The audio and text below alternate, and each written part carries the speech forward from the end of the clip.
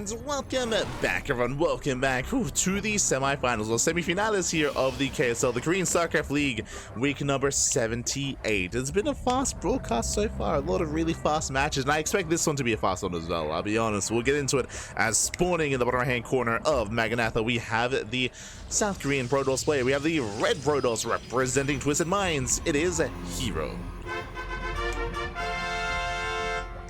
And spawning in the top left-hand corner, we have his opponent. We have the South Korean Zerg player. We have the blue Zerg representing Team Falcons. It is Rogue. Here we go, and if you're in the chat, let's go with cannon rushing. It's going to be a short series. If you're in the chat, predictions are open. Place your bets on who you think will claim the series. Best of luck as we are opening up with a cannon rush. Now, if you watched Rogue versus herO in GSL Season 2 a month ago in the semifinals, you'll know that they had a very fast best of 5. We were referencing it when we casted herO versus Solar at EWC as well, which was also a very fast series where herO, he was dying to no-stop all-ins. Like all-ins that were killing him time and time again, but here instead herO is the first to be the aggressor as he sets up with the cannon rush outside of the natural. Now the Overlord will see everything. Rogue is fully aware, and Rogue does pull the boys. The boys are being pulled. The cannon so far is safe. Ooh, I say that the pylon is not going to be thrown down, instead the probes are going to be chased instead, which means the cannon will finish. Yeah, the cannon will complete. Second cannon's going to get surrounded, and the second cannon should not finish. Oh, I said, never mind. Drones are forced back. The cannon, the first one does complete. The second one's within range. And herO is slowly encroaching, slowly pushing forward. This second cannon not being cancelled is huge. Like, this second cannon is now going to finish up, and now you cannot expand. The hatchery finishes, but now it's within range of the cannons. Oof. It is within range, and now we have spine coolers on the way, but the cannon is going ham, and we have more cannons finishing up. I believe these 2 cannons will be within range of the hatchery.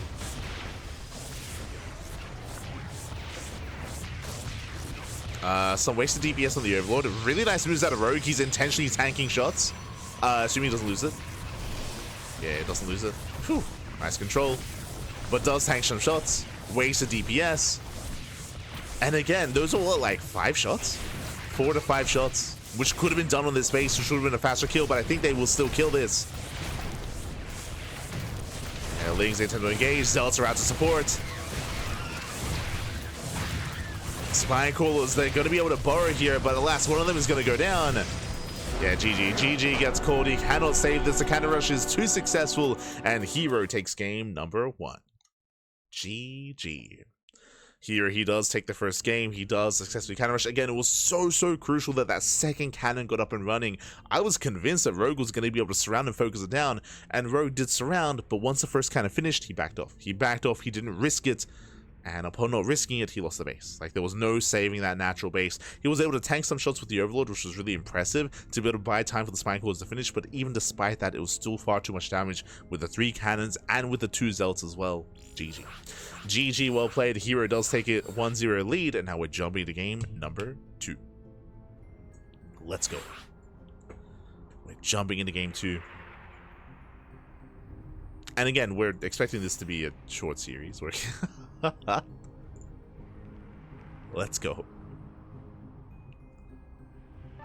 So we're getting into that second game.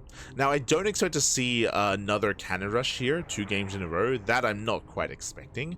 But we'll see. What I am expecting are all-ins. Like Rogue, the last time we played against herO, and when herO played up against Solar as well, we've seen nothing but 2 and 3 base all-ins from the side of Zerg, mainly 3 base all-ins, to be honest. So we're expecting that here as well. We'll see. We'll see if herO is able to stop that from happening, if he's able to be aggressive and active before that.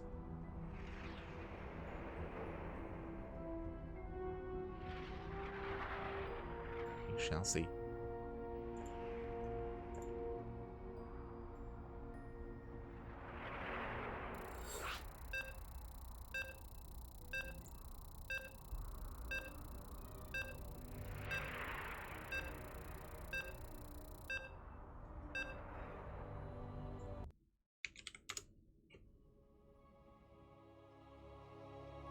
I see someone. Unfortunately, we don't really have commands available in our YouTube chat, but I got you.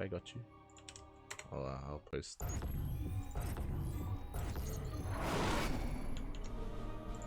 the brackets. But spawning in the bottom hand corner of Tokamak, we have the South Korean Protoss player. We have the Red Protoss representing Twisted Minds, leading the series 1-0 after a very successful cannon rush. It is herO. And spawning in the top right hand corner, we have his opponent. We have the South Korean Zerg player. We have the Blue Zerg representing Team Falcons. It is Rogue. We go. As herO this time he's setting up on the low ground. This time it looks like we won't be going for a cannon rush. He could try to fake a cannon rush with a scouting probe. We'll keep it on herO. So now we have hatch first out of Rogue. Does open up hatch first. herO going for his own gate expand setup. Okay. So good.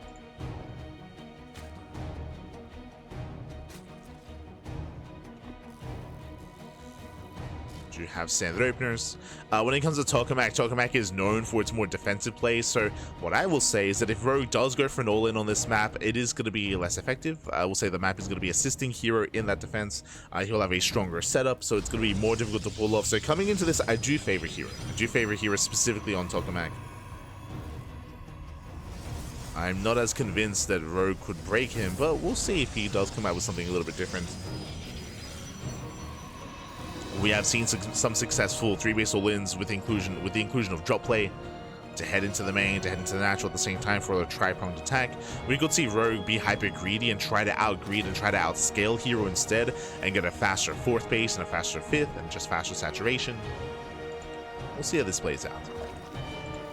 But again, I do know that herO, I mean, we spoke about it last night. If you weren't here for it, sorry, 2 nights ago, if you weren't here for the podcast, I do recommend checking out the VOD, as we had a lot to discuss. But we spoke about how herO, he was very vocal about his regrets about EWC. herO, he made a post talking about how, I mean, we spoke about it when we were casting it, about how it felt like herO didn't really get to play StarCraft. He didn't really get to showcase any of his builds against Solar in the playoffs. And herO, he echoed those sentiments, where he was saying himself that, like, he had done all this preparation, he had come up with all these builds, he had all these, like, he had planned out a lot, but he didn't get to show any of that off, and he was definitely very regretful after that Solar series. But did say that he would, of course, do his best for the next time. Try to recover, bounce back.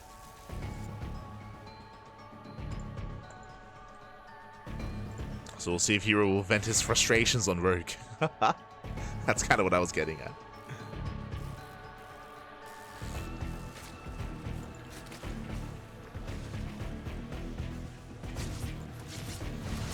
As behind this Rogue, just standard opener, hatch gas pull, going for his 3rd base, pulling out of gas. Adept pokes in, Adept is going to be zoned away, and herO can now expand. Behind this was a Stargate opener, so just a standard opener. He had a herO opening up a gate expand, Cybercore into Stargate, into Oracle into a 3rd expansion. This isn't really what we're looking for. We're really looking for the big deviation coming into the mid game. We're looking for Rogue. Looking to see if he goes Eva Chamber first, Roach Warren Lair. We'll see what tech he goes for, and when he does cut saturation, there it is, he does go for the early Evo Chamber. This does scream +1 melee, this does scream Ling Hydra. It looks to be the case that Rogue is planning on skipping Roaches. This can be abused, this can be punished. If herO can recognize what's going on, he could try to react to this and try to hit an earlier timing with charge and +1 instead of Blink. So we'll see what herO can see.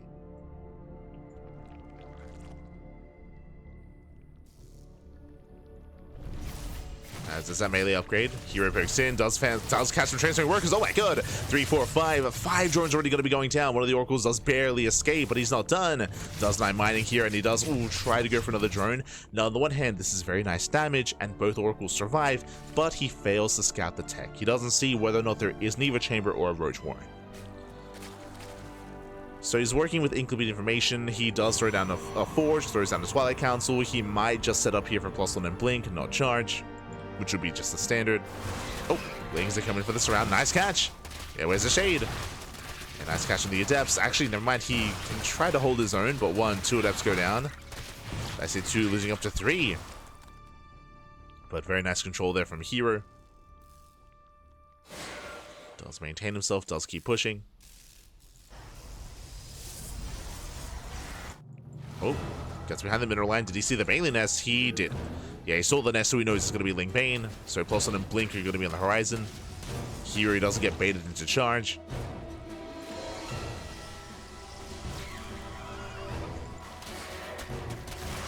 Nice catch by roRO.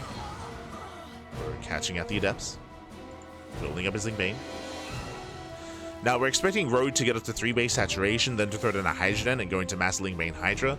Also, what we're seeing here out of roRO is very similar to what we saw against herO in GSL, where roRO actually committed really hard to Ling Bane. And you can see here he's getting ready for a run-by, getting ready for a counterattack. roRO, he's cutting workers early, he's an all-in. He's going for a 3 base all-in.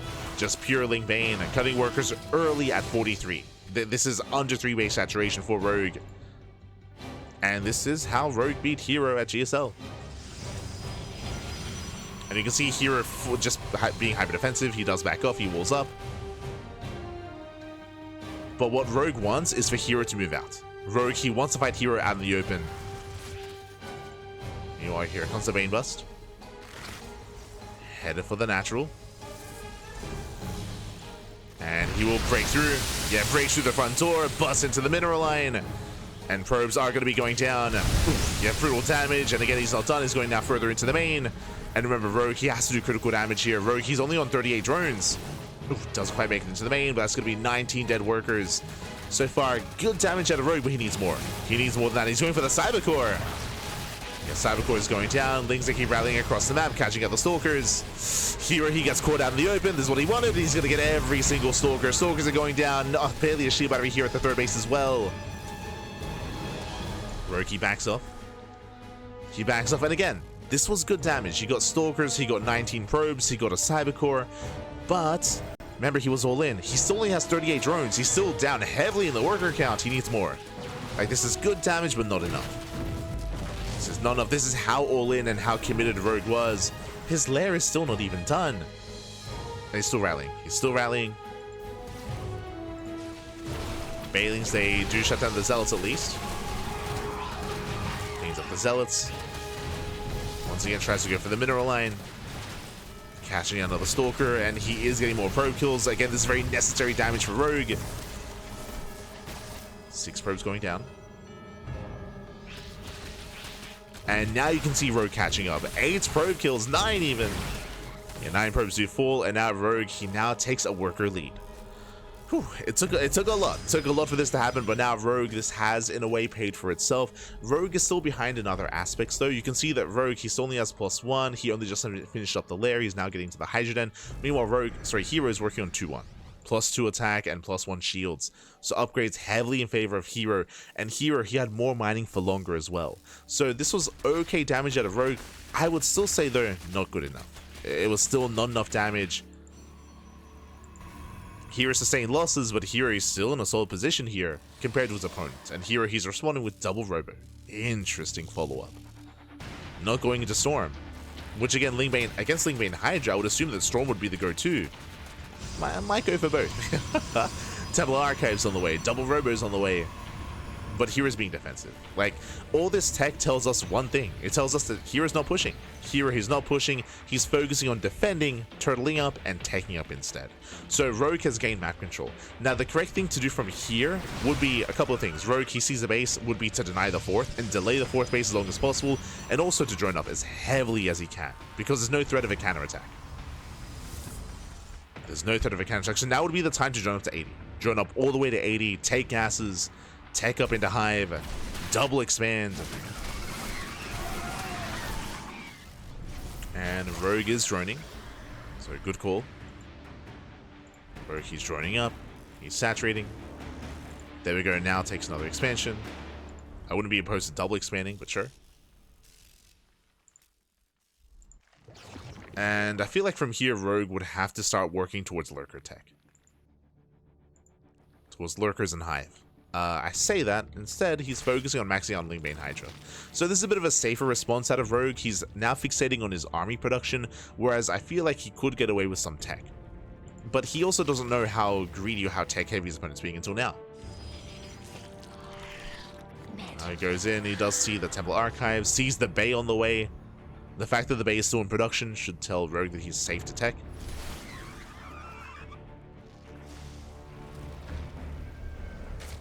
As he drones up a little bit more. Here he will deny mining.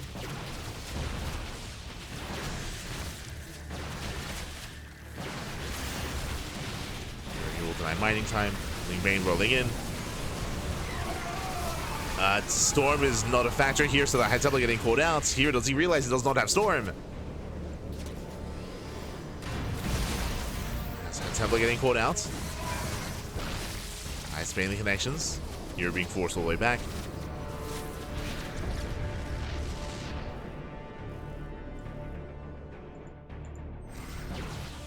See, Champs chases down. Getting punished for a moment. Here we go, Colossus production has begun. And Rogue is now working towards Hive Tech, but this is late. This is a little bit later here for Rogue. There was an opportunity to have teched up earlier and faster. But now he's going to be fixated on Lingbane Hydra. He gets one of the Archons. Lings they peel off to the right hand side, but there are cannons to defend to buy time. No shield batteries though. Here getting caught out a little bit. It's being pulled apart, but he does warp in. He will lose his cannons. He has to replace them.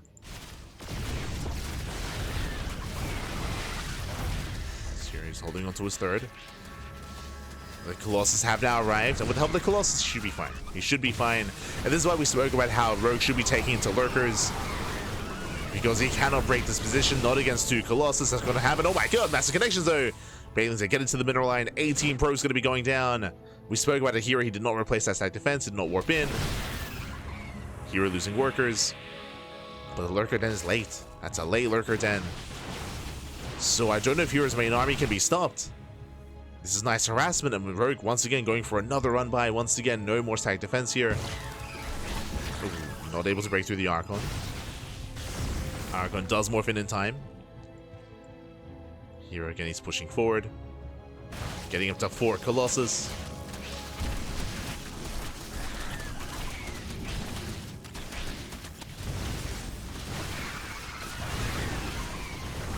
Getting up to 4. Likewise, nice kiting here out of Hero. The Colossus, they do fall back. Shuts down the Lingbane, but where's the support? Yeah, here extended. Here extended. He will lose one. He will lose both Colossus. Ay. The reinforcements arrive just too late, but he still does punish those Hydras. And here he might still have enough. Heroic, he plummets in supply. Remember, his Lurker Den was late, his Hive was late, and the Lurkers are not ready. And without Lurkers, he cannot survive. He cannot defend. Here he could pounce on this army, but instead he plays it safe, gets the expansion. Recalls back home. Just in time. Does recall in time. And Hero can keep going. He can keep pushing. Now, because Hero recalled, because he raced back home, he's giving Rogue the time that he needs to actually morph in the Lurkers. If Hero kept pushing, if he had just kept moving in, kept pushing forward, he most likely would have broken the back of Rogue. But Rogue, now he has a backbone. Now he has Lurkers. So he has been given that time. So Rogue now has somewhat of a fighting chance. I say somewhat, still no 5th. Still no 5th base. So Rogue, he is down in economy, down in production. Going for another run by. Gets in. Gets into the bases. More Pro's going to be going down. Here he's committed. Does he have detection? He does, but it's a little bit late. The Observer does push forward, and here he will catch out all these Lurkers just barely. Whew. Yeah, he breaks through the Lurkers, breaks through that defensive line. GG gets called, and Hero, he will take the series 2-0. GG. Whew. GG, well played. Not the cleanest of games, very messy. A very messy game here between Hero and Rogue. Again, Rogue, he had committed to his initial all-in. Remember, he cut workers at 48. He cut workers, I think it was at around like 48 workers. He went down to 39, if you recall, because of the counterattack, but a very low drone kind of committed to Lingbane all-in. And if you recall, we did emphasize how Rogue did a lot of damage. He killed 19 probes, he caught stalkers, he killed the cybercore. not enough damage. That was still not enough. It shows just how all in and how committed Rogue was at the start of the game. So herO, he's able to defend, able to stabilize, able to recover. Despite that, there were some moments here where Rogue was able to recover and drone up, but we spoke about how Rogue, it doesn't feel like he was greedy enough, where he did delay his tech. He delayed his tech. I think he got his own infestation bit at around 12 minutes, like 11:30 to 12 minutes. He got his hive late, and he never quite got into his lurker tech. Got into it at the very end, but by then, too little too late. Too little too late. GG, well played. With that, herO does claim the series, and herO does advance on to the grand finals. And let's catch up on the bracket. Let's figure out where we are and where we are headed. Do we have a finals ready?